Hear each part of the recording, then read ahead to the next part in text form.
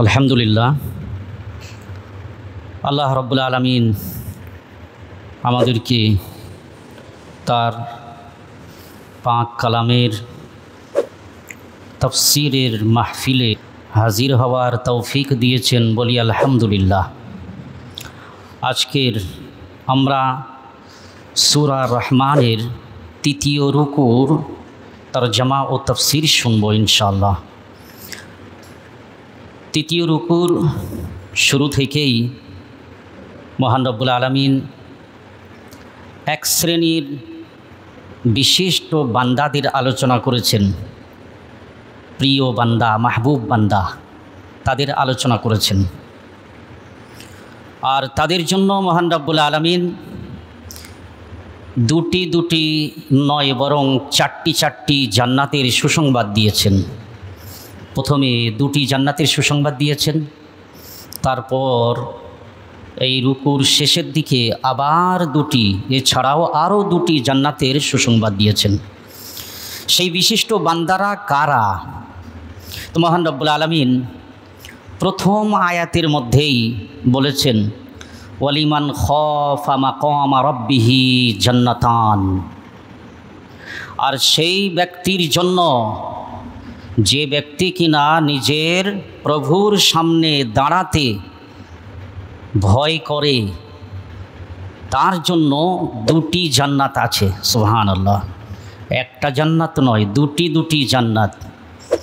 আর এক একটি জান্নাত কত বড়, কত প্রশস্ত হবে, একটা হাদিস থেকে তার একটু ধারণা নেই। সর্বশেষ জান্নাতি ব্যক্তি, মুসলিম শরীফে তার বর্ণনা এসেছে, যে ব্যক্তি জাহান্নাম থেকে মুক্তি পাবে সর্বশেষে, একদম শেষে, তো তাকে যখন জাহান্নাম থেকে বের করে জান্নাতে দেওয়া হবে, তো জান্নাতের মধ্যে প্রবেশ করলেই সঙ্গে সঙ্গে তাকে জান্নাতের সেই অমৃত ঝর্ণা, যেখানে ডুব মারলে অমরত্ব লাভ হবে, জীবনে আর মৃত্যু আসবে না, মরবে না। যারা জান্নাতে প্রবেশ করবে ও তো চিরস্থায়ী জীবন, ওখানে আর কোনো মৃত্যু নেই। তো সেই অমরত্ব লাভের জন্য একটা জলাশয় আছে, অমৃত জলাশয়, সেখানে ডুব মারবে, তার পানি পান করবে, তো জান্নাতের মধ্যে চিরকাল থাকো, আর মৃত্যু নেই।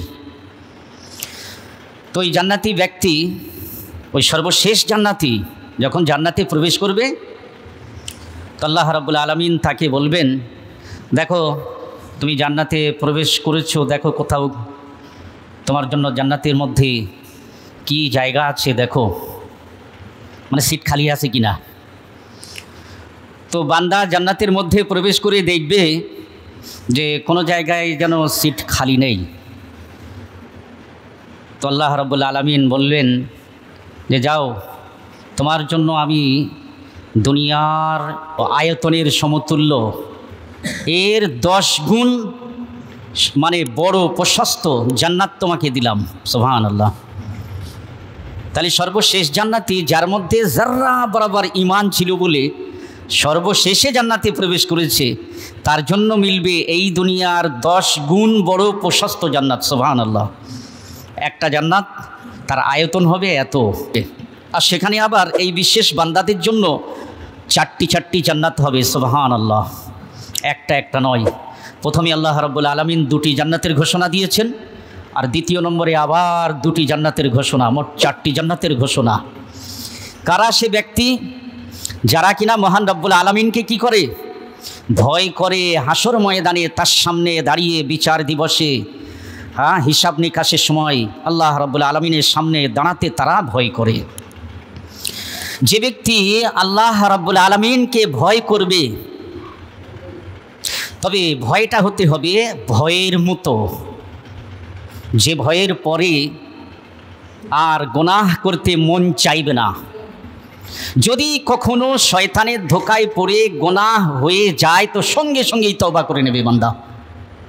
এমন ভয় যদি কোনো বান্দার মধ্যে এসে যায়, আর সেই ভয়েতে যদি এক ফোঁটা অশ্রুও যদি ঝরায়, তো সেই ব্যক্তির জন্য জাহান্নামের আগুন হারাম। সুবহানাল্লাহ।